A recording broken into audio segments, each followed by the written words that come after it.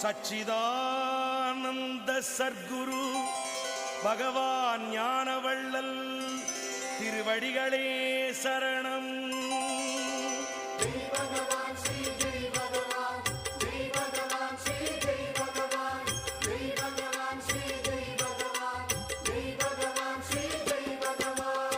சிக்கென்று பிடித்தேன் குரு பாதம் எங்கள் சர்க்குரு ஞானவள்ளல் திருப்பாதம்.